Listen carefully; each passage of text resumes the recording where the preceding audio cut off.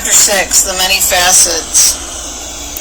The next evening, after a relatively uneventful day, Chrissy, Norm, and I were watching something on TV. I don't remember what the show was, but I do remember how it felt when Chrissy laughed her usual ha-ha, fakey type laugh as an advertisement of Miss Piggy from the Muppets came onto the screen bragging about how she loved pizza. Chrissy said to Norm, "Ha, doesn't she remind you of Flippin' Laura, Norm?" I think I brushed it off and said something like, "No, she doesn't. I'm not that fat." They both laughed about Chrissy's observation for a few minutes while I sat there feeling completely insulted and demoted. These were the people who were to be my mentors, my managers, my directors. I was going to be part of their ministry, yet I just felt nothing but disdain and unfair accusations coming from them both, not just towards me, but towards others as well. The next thing that happened was that Chrissy asked me to follow her around the room to see the artifacts she brought back from her Africa trips. She implied that each of them was related to biblically parts of Scripture. To me, it felt like fabrications, and I didn't understand all of the symbolism that she attributed to them. She indicated that a 3-candle sculpture spoke to her of the Holy Trinity, Father, Son, Spirit. I just politely nodded as she rambled about how deeply each piece touched her. I learned quickly that there was a lot of mysticism involved with her belief system in general. Later that very week, I would be accused of summoning a large spirit bird to watch and follow Chrissy as she walked back and forth in the trailer. She told this to Norm about me, and he told me about it. I thought she was crazy. She insisted this flippin' bird is watching me. I didn't see it until she got here. And then she said to me, "Laura, it's only here when you're inside our trailer." I assured her that I didn't summon a bird, but to no avail. Chrissy's moods and personalities changed often, and one such moment was when deep depression hit her. Nothing anyone said or did could cheer her up. Norm asked her what would make her happy. She looked up and baby talk said, "I don't know, Noman. I think I want some cami jammies." He said, "Okay, let's go." I didn't know what cami jammies were. We got in the Jeep and headed off to the store to get Chrissy exactly what she wanted. She came home with a smile in her pajamas, which I learned were camouflage print, hence cami jammies. Another time she whined for some Krispy Kremes, popular donuts found at the local stores in her area. I didn't understand all the baby talk, but I guess it was a thing between her and Norm, and it was weird sounding if you didn't understand it. What Chrissy wanted, Chrissy got. That was the point. I was at the trailer for a total of 10.5 weeks. Long weeks. Things didn't really feel difficult until I spent the last 6.5 weeks in her son's room by myself with my keyboard and Bible and Holy Spirit. I was afraid to come anywhere near Chrissy at that point. Here's how it happened. One afternoon, Chrissy was in the room off the kitchen, or maybe it was the laundry room, I'm not sure. Walked up to her, felt the aura around her, and saw the depressed expression on her face. I said to her, "Chrissy, I know we aren't getting along at all. You can't even stand me in a room with you for a few minutes. Do you just want space?" She replied, "I don't know." I said, "Do you know when you're going to feel better and maybe want to do something together?" She said, "I don't know. I don't know what I want." I conceded, "Okay, well, I'll just leave you be. You can let me know if you want to do anything later." She mumbled, "Yeah, I think maybe that's a good idea." I went to the bedroom, her son's bedroom actually. I didn't come out of it very much for any length of time for the next 6.5 weeks. A couple times I did come out, and one of those times was when her friend died, and she wasn't even devastated. She just kind of sat there staring out into space, and I didn't understand. I was like, "Your friend just died. You told me all about this young girl, how you knew her since she was little, and now you just don't even act like you care." And she's like, "Oh, I care, girlie." I said, "Well, I feel helpless." She said, "What do you mean?" I said, "I feel like I should come over there and give you a hug. Your friend just died." She said, "You can do that if you want, girlie, but that's not how I get comforted. But if it'll help you feel better, come on over." So I gave her a hug, and she was like stiff as a board. She was like, "See, I told you, it doesn't really do anything for me." I found it very peculiar. A few minutes later, she went into her bedroom and put on some very black clothes and came out. And she's like, "I guess I got to go to a flippin' funeral now and tell everybody what all the nice things about her that they couldn't say or we couldn't talk about while she was still alive. I hate doing that." So she headed out to the funeral at that point. Anyway, A couple other times happened that I don't recall all of, but one of those times was when she was having a Bible study with her children. I had been in the room all day and into most of the afternoon, and they were talking about Bible verses. And I came out of the room briefly, but she made sure to exclude me by ignoring me and not really saying much to me at all. I felt sad, and I was growing increasingly depressed. She would actually hug her children in front of me, kind of looking out the corner of her eye, knowing that I wanted nothing less than a hug or a hello or acknowledgement. While they were in her arms, she would glare out the corner of her eyes and see how I was hurting deeply to feel so rejected and left out, and she didn't care. I slinked back to my room sadly, realizing that any affection or care that was given was not going to be meant for me. Only others. It was a slow fade into isolation and aloneness. Later that day, as Chrissy was surveying the candy bowl, she noticed certain bars were gone. She summoned me to the table where the bowl was. She instantly began ranting about, who ate all the flippin' Three Musketeers, because I know I sure didn't.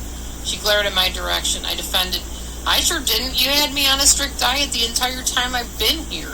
I can't eat candy bars. Could one of the kids maybe have eaten more than you realized? It grew silent in the kitchen. So silent you could have sliced the air with a knife. She slammed her hand down on the table and screamed, don't you dare accuse my children of anything. Do you understand me? Nobody accuses my kids. Ugh. I assured her that I wasn't accusing anybody, but I also told her, well, maybe there's just like a few missing that they took and you just didn't realize it, and that just fueled the fire more. So I didn't say anything more about it, but I assured her I did not take them. She didn't believe me. I often played worship songs on my keyboard in that bedroom and read my Bible and talked to the Lord. One time, Chrissy had gone to a ball game for her son. I had a long talk with the Lord, and I cried to him, why? Why am I here? I don't get it. Please tell me the direction here. What is your plan? He clearly spoke to me and told me, I've called you here to tear down some things, confront some things that have never been confronted. People don't have the guts to talk to her and speak up. And they're not going to like it because nobody has dared to address these things, but this is what I want you to do. And I'll tell you exactly how to talk to her. I knew I had no choice but to wait it out until she and Norm gave me that car on my way home. There were times after that day I indeed confronted things in that family. One time I blatantly told Chrissy that she was in pride, setting herself up as a queen that everyone bows to and was afraid to cross. She couldn't see it at all. She kept saying, really? You think I act that way? I don't see it, girlie. When I was in the bedroom one afternoon, she asked me, hey, Norm and I are going uptown to eat. You want to tag along? I told her sure. And as we drove along in the car, Norm asked her, so how was your day? How was your girl's day, Chrissy? And she said, I don't know. Norm pressed, what do you mean? You guys were together all day. Didn't you do anything? Chrissy said, no, she hasn't come out for that long. And he's like, what do you mean? She's like, she doesn't hardly come out at all. I said, well, you told me to stay in there, that you needed space. She said, I didn't mean for that long. I could have said, well, nice of you for letting me know, but I just shut my mouth and traveled on to the restaurant. While seated in the booth, Chrissy turned to Norm and said, hey, watch this, Norm. I can make Laura squirm. And she tipped her head forward and glared at me. I said sheepishly, stop, as I scrunched my shoulders and wriggled in an effort to avoid her eyes. She giggled, see, Norman, she's afraid of me. Isn't that funny? The most macabre and cruel things entertained that woman. Norm, after a long moment of her doing this, finally said, all right, Chris, that's enough. Our food arrived, so we ate. We definitely all still shared the human drive of hunger, at least. I was thankful the confrontation was over. One afternoon during my stay, Chrissy's daughter came in the living room to talk to her mother about something that was troubling her. Her father, Chrissy's ex-husband, had been treating his stepchildren better than his own child. She cried deep sobs as I watched Chrissy literally sit there, goading her for more of the story. She didn't get up or comfort her daughter. She didn't say it's going to be okay. She just kept prompting her to talk about it. This disturbed my heart intensely. Months later, when I asked Chrissy about why she didn't comfort her child in that moment, her response chilled me to the bone. because I knew that's what she wanted and needed. And if I had gone over and hugged her, she wouldn't have told me the rest of the story. I often found myself thanking my Heavenly Father that I had not been mothered by such a person. Another jarring incident was when Chrissy received a phone call letting her know that her very close young friend was dead. I already told you that story. And I wasn't able to comfort her then, and she didn't show any sadness or remorse then either.